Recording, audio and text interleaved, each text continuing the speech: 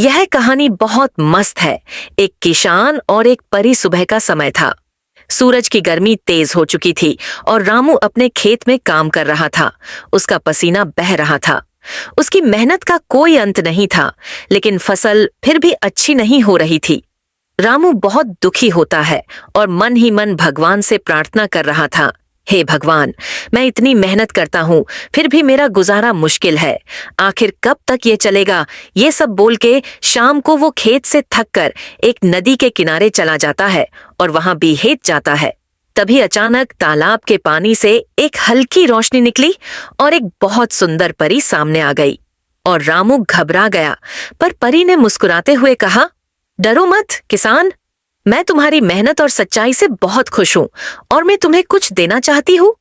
रामू हैरान होकर बोला, परी, आप सचमुच में होती हो? मुझे लगा मेरी मदद करने वाला कोई नहीं है।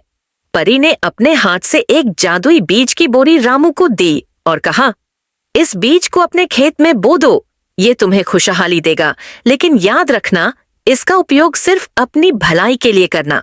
रामू ने खुश होकर बोल, हाँ मैं ऐसा ही करूंगा। परी ने बोला, अच्छा तो मैं चलती हूँ। दोनों ने एक दूसरे को बाएं बाएं किया और रामू वह बोरी लेकर अपने खेत की तरफ आ गया और तुरंत वह बीज खेत में बो दिया। और अगली सुबह उसने देखा कि उसका पूरा खेत हरा भरा और सुनहरी फसलों से लहरा रहा था और सब ठीक हो गया। पर और वो खुश था।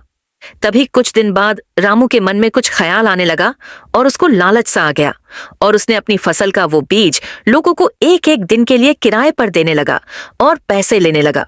और रामू ने एक घर भी ले लिया।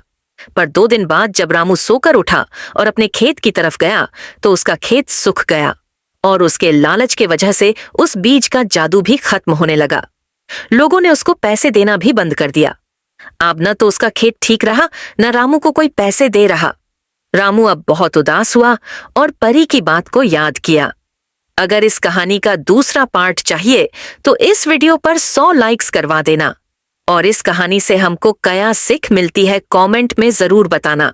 जब तक के लिए सभी लोग अपना ख्याल रखना। और आपको भी मेरी तरह ऐसी कहानी सुनना पसंद है तो इस चैनल को जरूर से सब्सक्राइब करना। अगली वीडियो जल्द आएगी।